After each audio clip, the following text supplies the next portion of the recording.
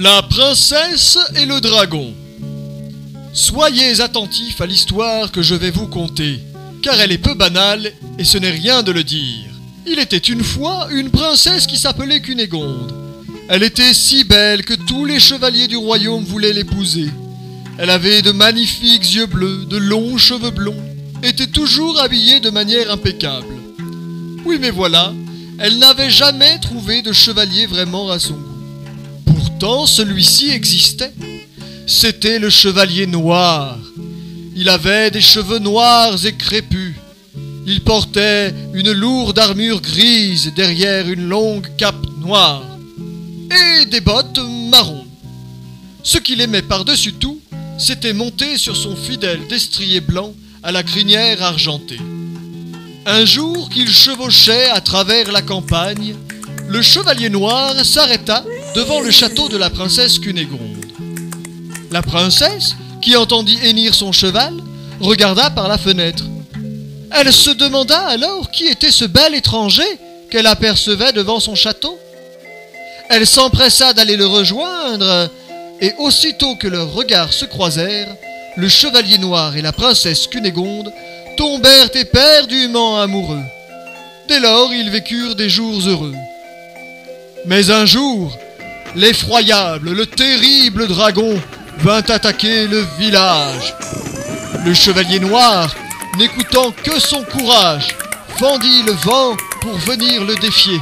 Ça n'était pas pour rien qu'on appelait le dragon l'effroyable, le terrible dragon.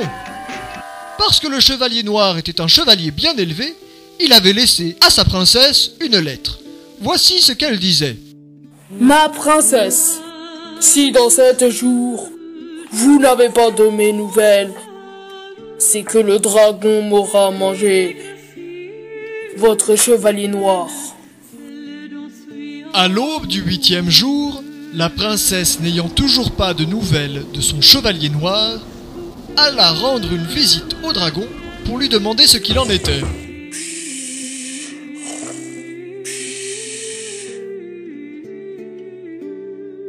Que veux-tu? Dragon, je veux mon chevalier. Ton chevalier? Il est dans mon ventre. Si tu veux le récupérer, je te propose de faire une épreuve. Tu devras traverser la forêt d'épines et me rapporter une plume d'or de l'aigle géant.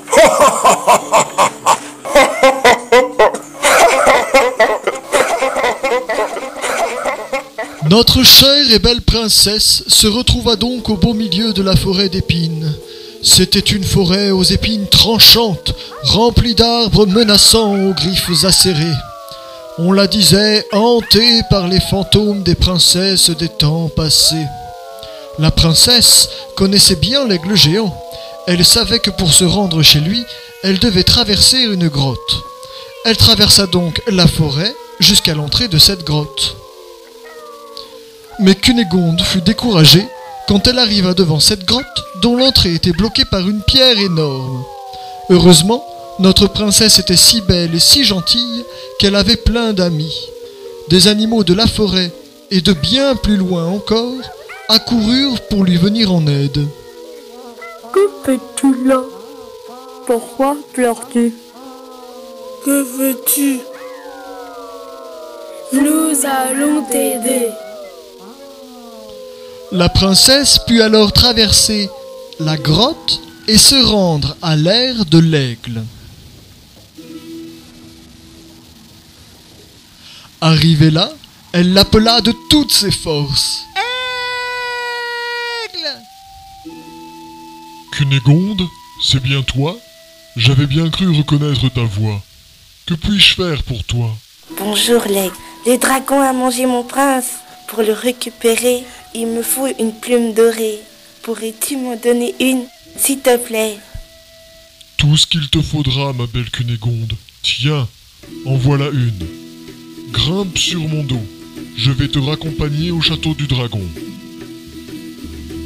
Une fois montée sur le dos de l'aigle géant, la princesse put à toute vitesse retraverser la forêt d'épines. L'aigle la déposa au pied du château du dragon.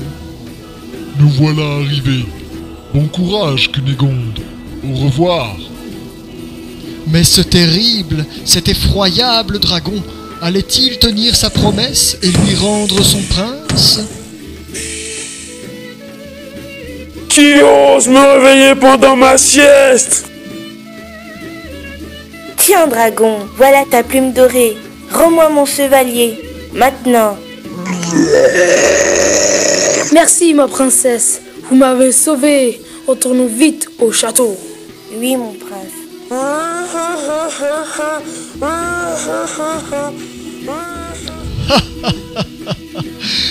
Et voilà, Cunégonde et son chevalier noir de retour au château. Plus jamais le dragon n'attaqua le village, et plus jamais il ne posa problème à notre princesse et son beau chevalier noir. Tous les deux pouvaient maintenant vivre en paix. Ils vécurent d'ailleurs heureux et très amoureux. Ils eurent aussi beaucoup d'enfants. Et voilà, c'est la fin de notre histoire peu banale. Bien sûr, vous pouvez l'applaudir.